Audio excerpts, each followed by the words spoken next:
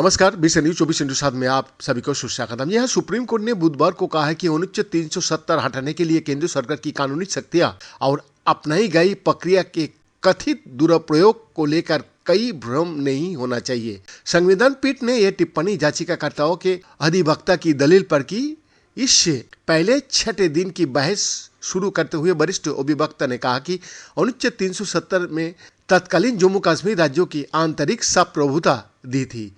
इसे अस्वीकार करने का मतलब है कि अनुच्छेद 370 खत्म करने से पहले वहां राष्ट्रपति शासन लगाना अपना उद्देश्य में विफल रहा है। मुख्य न्यायाधीश DY चंद्रचूड़, न्यायमूर्ति संजय किशन कौल, राजीव खन्ना, BR गवाई और सूर्यकांत की संविधान पीठ अनुच्छेद 370 पर सुनवाई कर रही है। इसमें राज्यों को 2 केंद्र शासित प्रदेश में विभाजित करने का मुद्दा भी शामिल है। मुख्य न्यायाधीश चंद्रचूड़ ने सुनवाई के दौरान जम्मू कश्मीर पीपल्स कॉन्फ्रेंस की ओर से पेश वरिष्ठ अधिवक्ता राजीव धवन से सवाल किया कि अनुच्छेद 356(1) के संदर्भ में निरस्तीकरण की वैधता के सवाल से कैसे निपटा जा सकता। अनुच्छेद 356(1) भारत के राष्ट्रपति को किसी राज्यों में संवैधानिक प्रावधान को निलंबित करने की शक्ति देता है। इसके जवाब में वरिष्ठ अधिवक्ता धवन ने कहा कि उक्त प्रावधान की अनुच्छेद 3 नए राज्यों के गठन की संसदीय प्रक्रिया के तहत पढ़ा जाना चाहिए, क्योंकि ये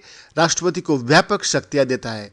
उन्होंने पीठ को बताया कि राष्ट्रपति शासन के दौरान अनुच्छेद 3 और 4 को लागू नहीं कर सकता, क्योंकि उनमें समर्थता जुड़ी है। इस पर जस्टिस खन्ना ने कहा कि 2 अनुच्छेदों के संबंध में इतना व्यापक प्रस्ताव स्वीकार जो नहीं हो सकता, क्योंकि ऐसी स्थितियां हो सकती है जिनका हिसाब नहीं दिया जा सकता। वरिष्ठ अधिवक्ता धवन ने अपनी दलील को आगे बढ़ाते हुए कहा कि संसद को किसी राज्य की विधायिका का स्थान नहीं दिया जा सकता, जैसा कि अनुच्छेद 370 को निरस्त करने के दौरान किया गया। नई दिल्ली एजेंसी में अनुच्छेद 370 पर सुनवाई के दौरान संविधान पीठ ने वरिष्ठ अधिवक्ता राजीव धवन से सवाल किए।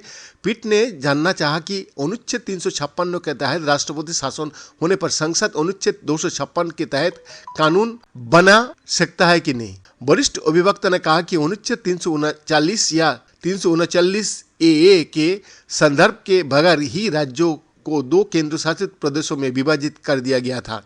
उन्होंने कहा कि जम्मू कश्मीर मरा हुआ घोड़ा नहीं है। किसी राज्यों की स्थायित्वता को महज इसलिए खत्म नहीं किया जा सकता क्योंकि सरकार कहती है कि सब कुछ ठीक है। वरिष्ठ अधिवक्ता ने कहा कि एक राज्य की स्थायित्वता भारतीय संविधान के लिए मौलिक है।